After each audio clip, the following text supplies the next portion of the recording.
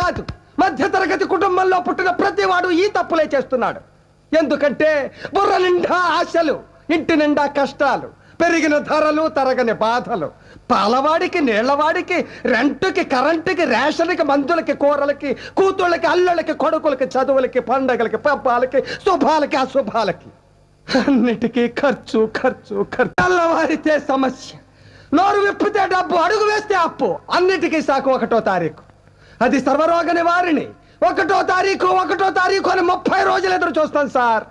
చివరికి అది ఇలా వచ్చి అలా వెళ్ళిపోతుంది. వరద బాధితులను ఆదుకోవడానికి హెలికాప్టర్ వచ్చి వెళ్ళిపోయినాడు. 1వ తరగతి వాడికి 2వ తరగతి, 2వ తరగతి వాడికి 3వ తరగతి, ఇలా అన్ని తరగతుల వాళ్ళకి ఎదుగుదల ఉంటుంది. ఒక్క మధ్య తరగతి వాడికి మాత్రం ఎదుగుదల ఉండదు సార్.